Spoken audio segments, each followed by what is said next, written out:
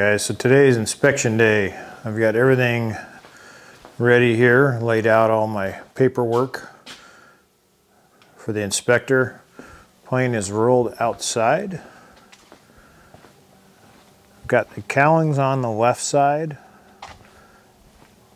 and then the fuselage or the engine cowling is off, so you can inspect that. I took the boot cowl back off so you can inspect the wiring. I can get in there and check everything out. Prop is on, pitch is set, torqued, and safety wired. I'll probably have to come back off again to get back in the garage, but then I left the right side stuff off, so the console side panel's off, right side cowling for the tail's off, so you can get in there and inspect it. And everything else is set up and ready. Everything I can think of is prepared. I'm sure there'll be some stuff that he'll want me to do. One of the things I haven't been able to do because I don't have the fuel here is do the fuel quantity test, where you put in the fuel in increments and mark it on the sight gauge. So I have to do that still at the airport. All right, let me run through real quick basically what we need here so you guys can be a little more prepared on your inspection than I am on mine. I was on mine. So. Okay, so the first thing you're going to need to do is a program letter. This is written to your DAR, your Designated Airworthiness Representative. And it's basically a checklist of everything needs to be issued to him and all the logbook entries and all the paperwork that needs to be assembled.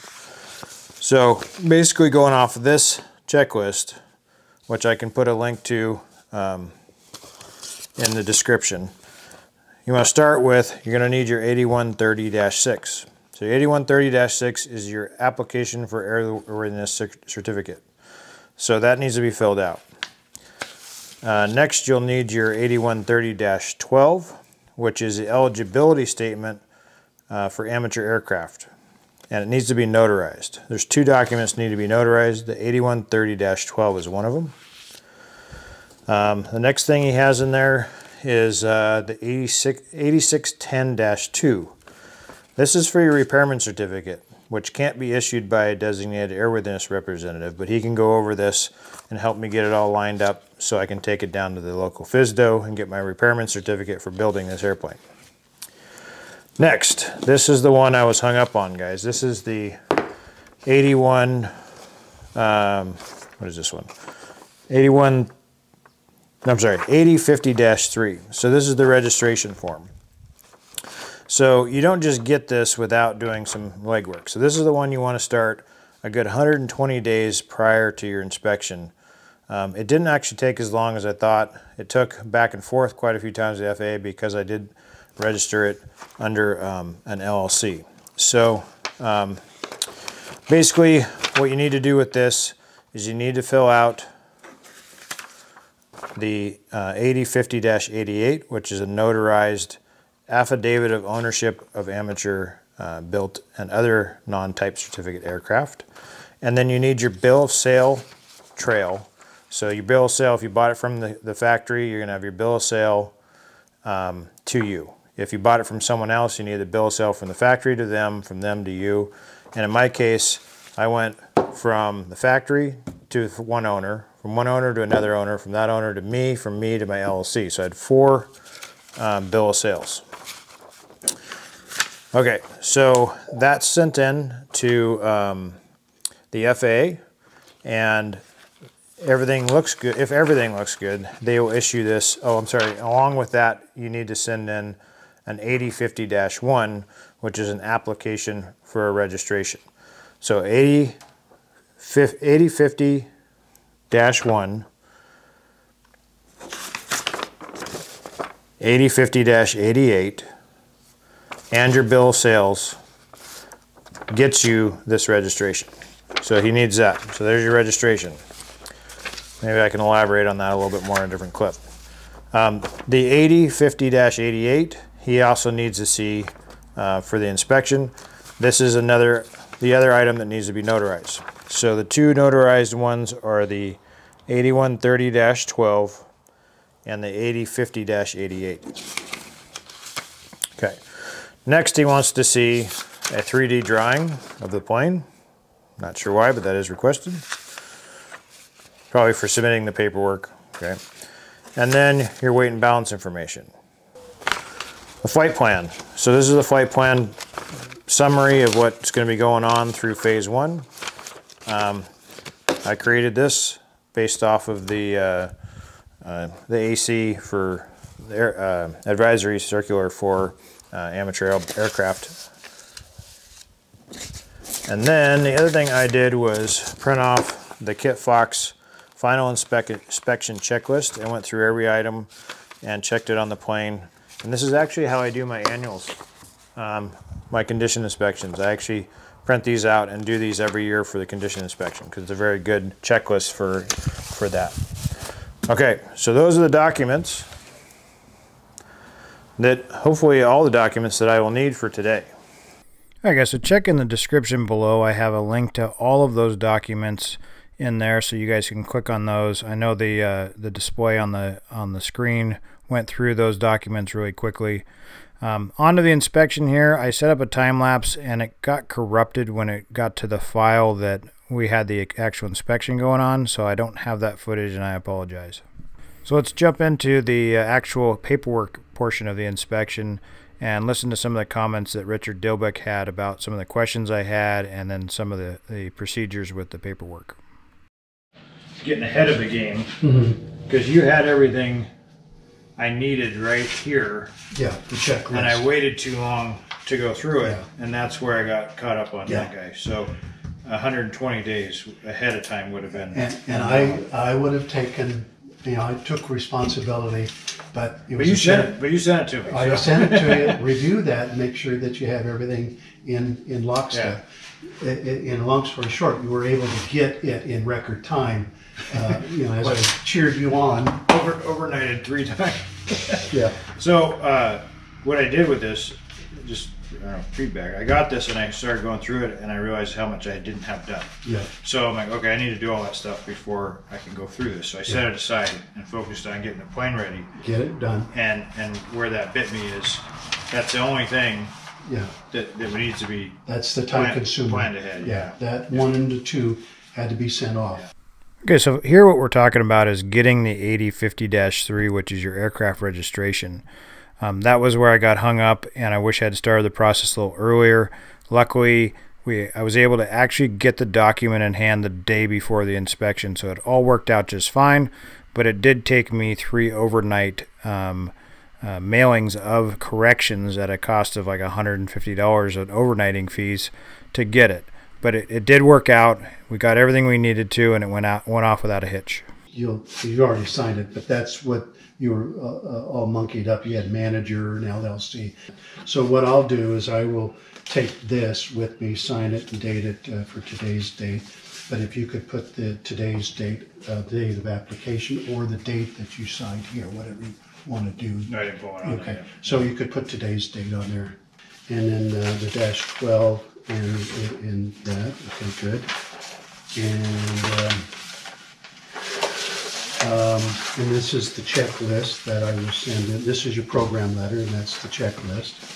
And then this was some other documents that you sent, and that was the notarized copy.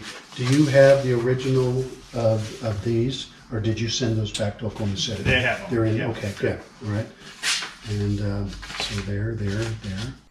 All right, I'm going to fast forward through this portion because we're basically just going over the 8160-2, which is the repairman certificate application, and talking about how I need to send this form in along with the pilot's bill of rights to the local FSDO. In my case, it's the Sacramento FSDO, and then they will review this application with his signature on it and issue me a temporary and then eventually a permanent card that looks just like your pilot certificate, but it says repairman on it. So that's what we're doing during this portion of the paperwork. We need to go through your operating limitations, and I make 2 copies. One that goes in the aircraft, and then also I'll sign these when we're all done. and then a backup copy. You know, what some of the guys have done is that they'll scan those into their cloud. So if you're ever at an air show or these get blown out, or somebody takes them out of your aircraft and you don't have this or that, then you could at least honorably be able to fly home and now make up a new set. Okay. Also, you know, scan this into your cloud. So if we've had people steal paperwork out of people's aircraft. All right, from here we're going through the operation limitations line by line and talking about each one. It has to do with like the test area, the amount of hours, 40-hour fly off within that test area, where that test area is located. And then some of the limitations of what we can do with the aircraft. There wasn't much really. Phase 1's more limiting as far as the area, daytime only. After that, nighttime operations, and even IFR, if it was so equipped, would be eligible for that. So let's jump into some of the specific questions I had about the Phase 1. So let's say you wanted to put a different engine or a prop combination on there, then you need to go back into Phase 1 again. Okay. And say, okay, I removed, what kind of prop is that? NR. And I'd say I put a warp drive on there, a 4-bladed warp drive. So you would take that, you do a logbook entry in your airframe, removed a prop, Humpty Squat, installed Humpty Squat prop. Now, in accordance with paragraph 14 of my operating limitations, dated Humpty Squat, I've entered Phase 1 and back into my test flight area. So, and you're going to go out and fly at least a minimum of 5 hours on that prop. You don't need to fly 40, just need to fly 5 hours. Now, if we're still here in this location, we don't need to notify anyone because we have the test area. Because you already have the test flight already. Now, this is a question actually for the audience too. Yeah. They asked us, this comes up a lot as far as when to go back into Phase 1 and when not to. And if you buy an aircraft, let's say I sell this to somebody, he moves to Boise and he wants to change the prop. He has to get... He's got to go into Phase 1 and he's got to contact the FSDO and get a new test area. Yes. Okay. Somebody did go to Boise with this aircraft, he would need to get a hold of a DAR or the FAA office up there and say, listen, I'm changing the prop and I need to get a new test flight area. So this one page would go away and they would reissue another Phase 1 with that language of to operate within 40 or 50-mile radius of the Boise airport. And so that might be a good idea if you purchase an experimental and you move it somewhere to just go ahead and contact them and update your operating limitations. Yeah, so they have that area. Yeah. All right, so here we went on to discuss what really constitutes a major alteration. Basically, his recommendation to cover yourself liability-wise and under any investigation were there to have any sort of incident or accident happen is anything you do to change the airplane, just put it back into Phase 1, go fly it for 5 hours. Like if you change the tail wheel suspension out, put it back into Phase 1. If you change the size tires, put it back into Phase 1. If you change the prop, or in our case when we put the other wing on, or anything that could possibly change the flight characteristics of the plane, you're certainly not going to want to do that and then put a passenger in it for the first flight. And that's really what we're talking about here is Phase 1 is to go into that safe test area, go out and test how the airplane's going to handle, and then once you're satisfied with that, 5 hours, if you can write in if it only took an hour to determine, or a couple landings to determine your tires are the right size, then that make that logbook entry, then put another entry, putting yourself back into Phase 2, saying it's safe for operation, and then you're covered, guys. So it doesn't take any phone call or anything. If you already have your operating area, you're good to go.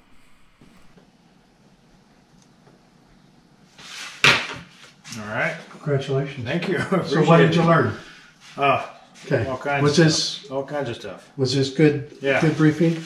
Yeah, it's great. Okay. Now, the last one I did was with the FAA, a guy out of FSDO in Portland. Mm-hmm. And all he did was look at the paperwork. He never looked at the airplane. And it didn't take very long. And when he left, I didn't have that warm, fuzzy, warm, fuzzy feeling. So I really appreciate all the... how'd you feel about this one? Good. Really good. So you're really... I've had a couple other people over, but that's the best look over and set of eyes on it, plus the experience level you have, really helped with my confidence in the work. So well, you're welcome. I'm very passionate and enthusiastic about what I do, and my attempt is to pour in all of my tribal knowledge into you, and the only outcome that I feel is that you pour that into somebody else. I look at myself as a vessel of information. If I don't keep pouring it out, and it just stays in, it gets stagnant and it smells. And if I keep pouring it out, then I get poured back into by you guys.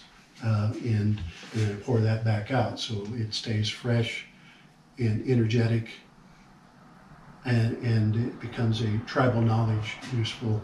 Well, what I've done with this build, and I don't know if you got a chance to see any of the videos, but I've documented the whole thing on YouTube and have a huge following. That's why I'm doing the filming here. But I want to make sure that what I'm putting out there is the right information too. So when I'm showing how I'm building it, I get feedback from other builders that critique it as well. And then if there's something that I did wrong, I would like to immediately address that in the next video so that I'm not passing on information that's bad on how to do something. So going through the whole thing and seeing all this, I'll make notes of these things in the video of ways to improve the quality of it. And well, good for you. Thanks for doing my whole goal with this plane is top-notch craftsmanship. And so, anything I can improve on it, I'm happy to do so.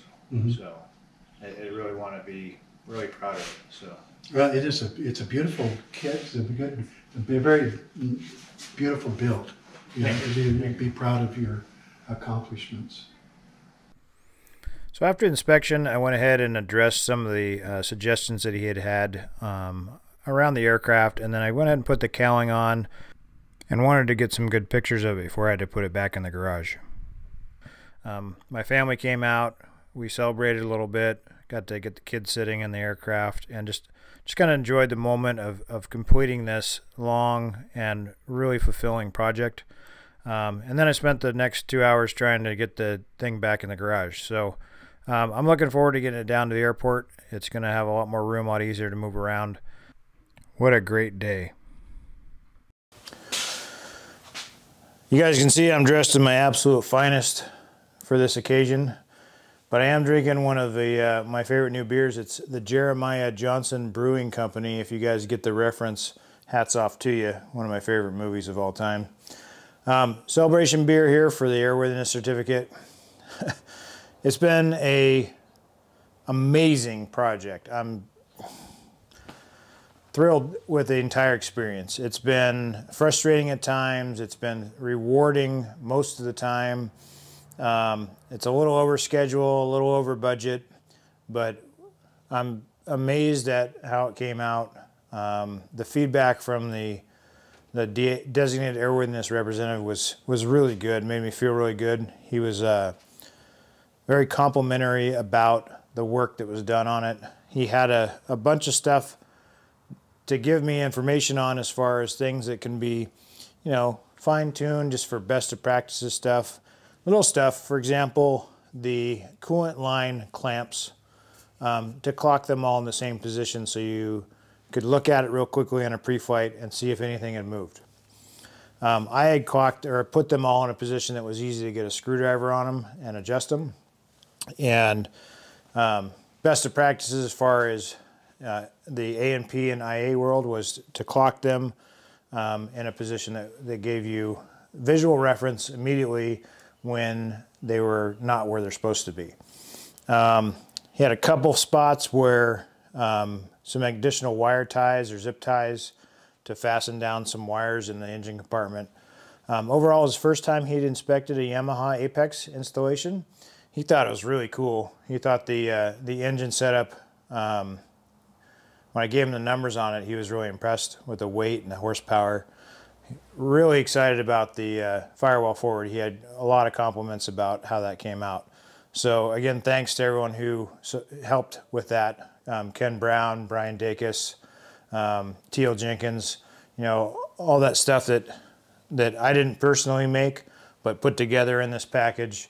I couldn't have done without those guys, so I really appreciate that. As far as the rest of the aircraft goes, the only thing we found that needs to be addressed is the rod end on the jack screw for the trim motor is it's no good. You can move it side to side excessively, and in the helicopter world, that kind of tolerance would be alarming. He noticed it right away. I thought maybe I forgot to put some washers in there to space it out, but we looked at it really close, and it's actually the ball on the rod end is solid, and the outside of the ball end is just moving around it. So it is not a good ball rod end. So I got to take that off and take a closer look at it, and then see if I might have one around that would work. If not, I'll have to order one up. It would fly fine with it. It's just going to rattle. I mean, that's one of those things where it's captured by the bolt, so it's not going to go anywhere. But that could have, it has excessive slop and it's going to rattle. So I'm going to take care of that. The other thing that I'm going to address that he suggested was the drain plug on the engine for the oil, engine oil on the engine itself, not the reservoir. It's kind of a button head bolt that is, I think it's an Allen fitting on it to get it out. And it's just standard practice on aviation engines to have that safety wired so that that drain plug can't fall out. Now, if you look back over the history of the snowmobile forums, no one's ever mentioned anything about a drain plug falling out. And you probably could get away with not worrying about it. But we're dealing with different frequencies of vibration with the gearbox and the propeller. Not that that's going to cause that drain plug to come out.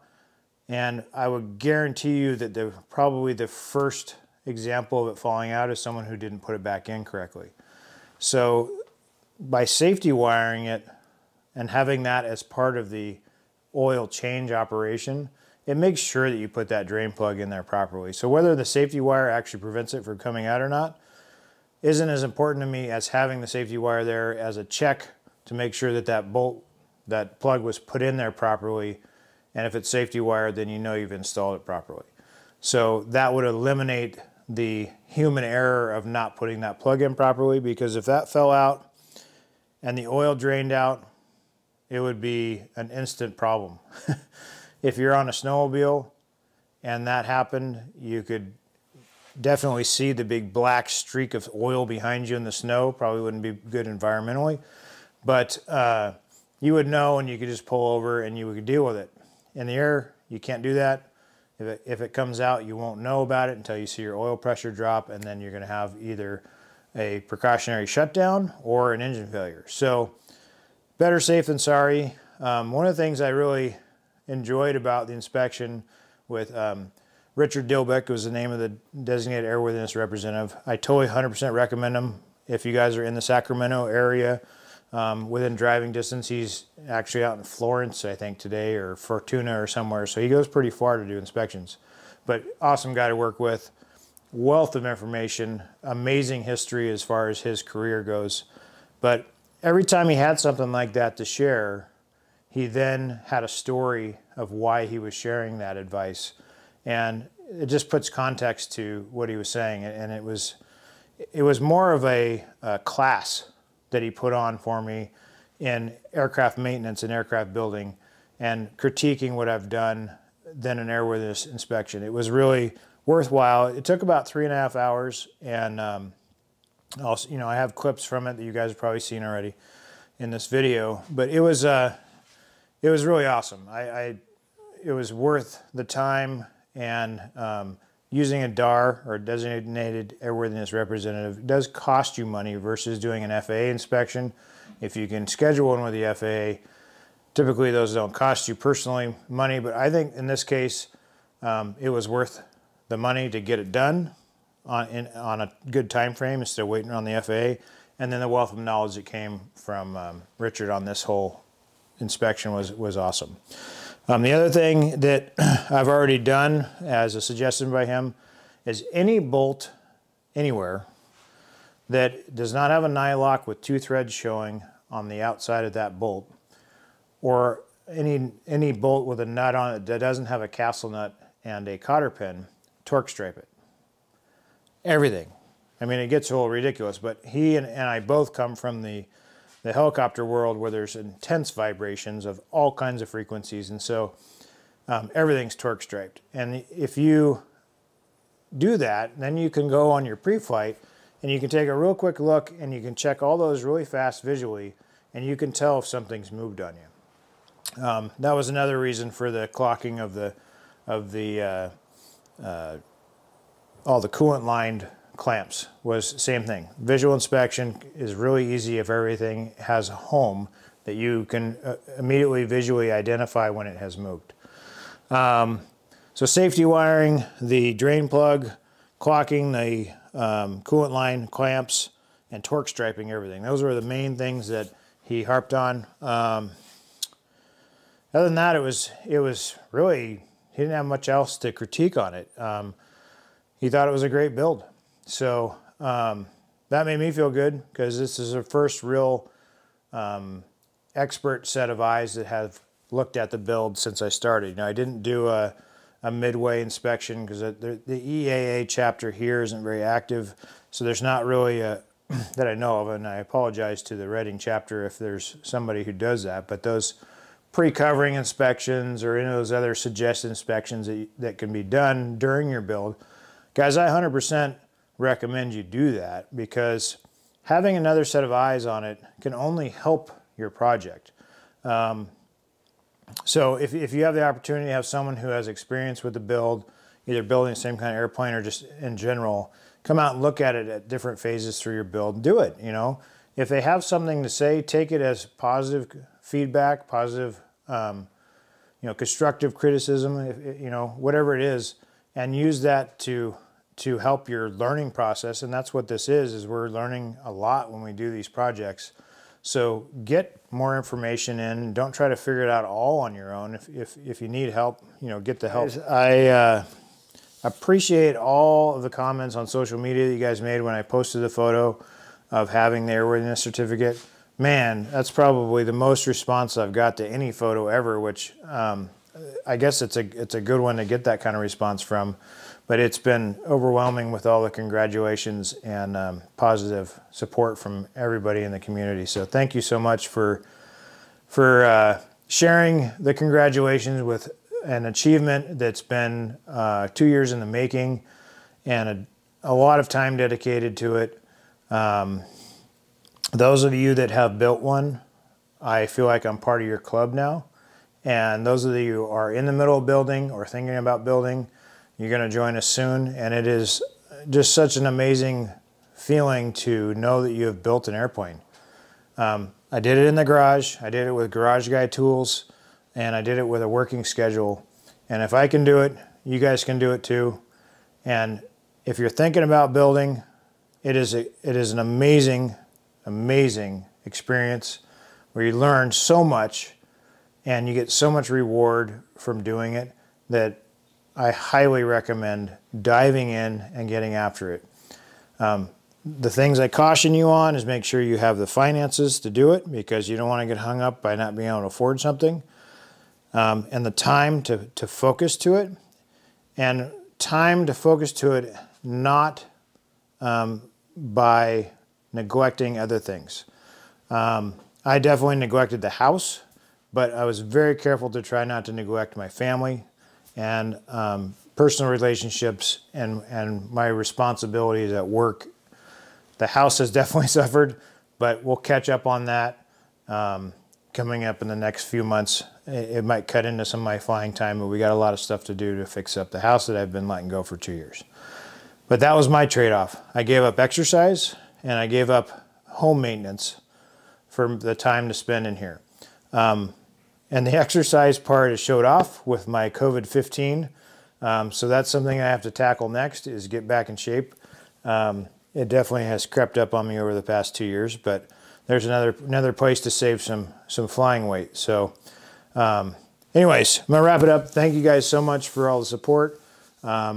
This isn't the end of the Project Kitfox. This is the end of the actual hands-on build. but we've got tons of stuff coming up to do as far as the flight testing. There's so much more information to share with that and that experience. There's a ton of stuff that we're going to test, starting with the way it sits now. This is probably, I'm not going to guarantee it, but this is probably the first Kitfox Model 7 with an Apex on it that's going to fly. There's a Model 4 with Brian Dacus's that's out there flying, and there's a couple flying with the RX-1. But as far as the Apex goes, I think it's the first, so that's exciting.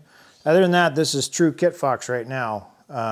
It's got the standard wing on it, and it's got a bunch of modifications that I've done to it, but it's basically the Kitfox 7 SS standard wing version, minus the engine, TK1 racing landing gear, Behringer wheels and brakes, and then all the custom carbon fiber work that I did is not all non-factory. But other than that, this is a Kitfox. Once I'm comfortable with it flying and everything is kind of dialed in and I get an idea of where the temperatures are and the power settings and the feel of it in flight, then I'm going to start testing some of the other stuff. I've got another landing gear to test with the Grove spring gear and the shock wheel system from Behringer.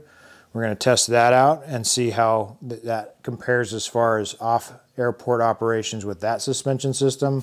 And mostly we're looking to see the difference in cruise speed using that system. I've got two different props to fly. I've got the 2-blade on it now. I've got the same prop in a 3-blade, so we'll try that. So there's a whole process that's going to need to be focused on there. And then I've got the other wing to test. And with the other wing, I've got the slats. Now I do want to address the other wing real quick. There was a service alert that came out from Kitfox. I think the wing that is on this project has a big portion to do with that, if not all to do with that. And I agree with what Kitfox is saying.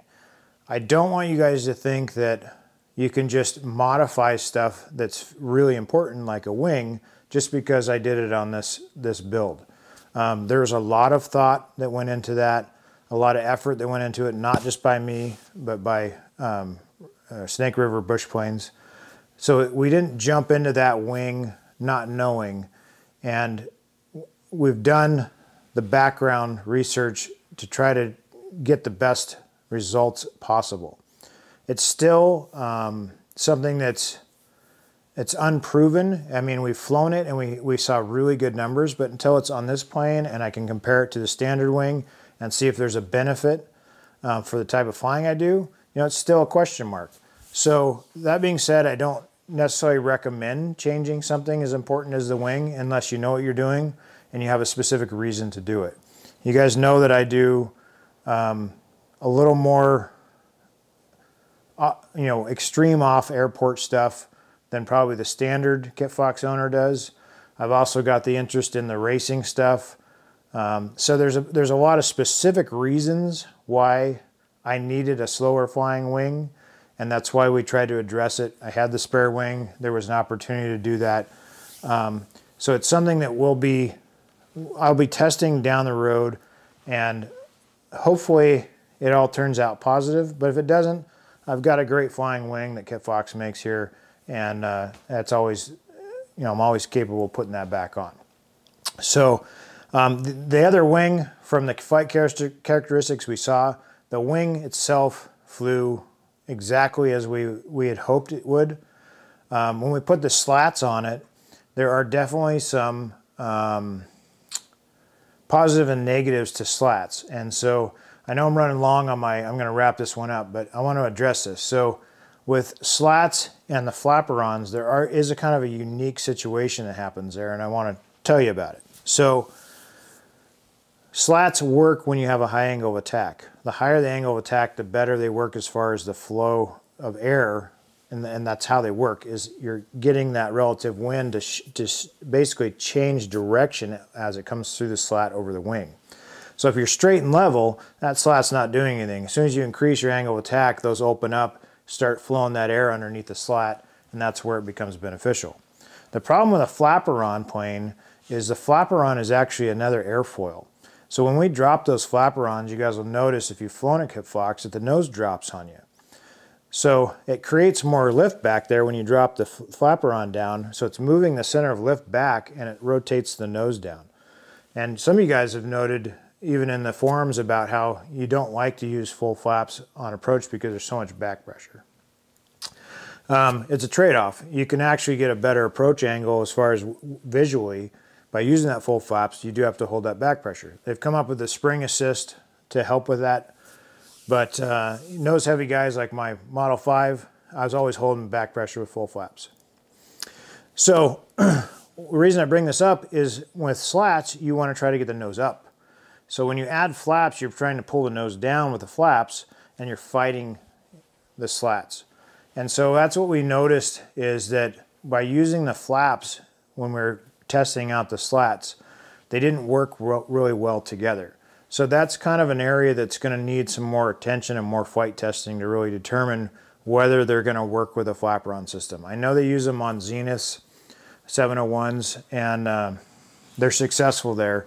But what I'm looking to do is really not use the flaps probably when the slats are on, and you really use that angle of attack to our benefit and not use those, or maybe one notch, but maybe not both notches of flaps. So there's a bunch of testing to be done there.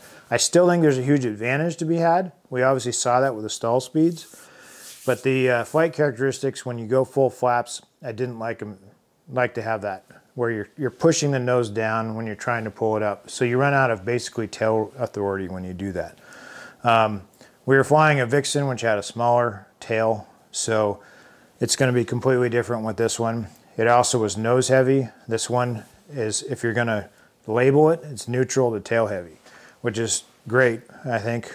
It gives me the opportunity to add a constant speed prop on it and still be well within a neutral to aft CG. So anyway, I just wanted to address that with the wing because it has come up, and I know that some of you guys have asked about it. So yeah, it's not recommended to mess with an airfoil unless you definitely have some background and know what you're doing with that. Other than that, there's just a lot of stuff to be done still as far as flight testing, and then when that's all done and we dial it into the configuration that we want it to have, then it's going to be flying adventures. Weighing my options about going to Oshkosh, if I'm comfortable with it by then and we have everything configured right, that's definitely an opportunity that I would love to have, is to go to Oshkosh this year, see a bunch of you guys, and just get back to the air shows. I missed them so much last year. So anyway, I've gone long enough. Thanks for watching. You guys, thank you for the support. It's been an amazing process. This isn't it. It's not over. It's not the end. And stay tuned. There'll be more to come.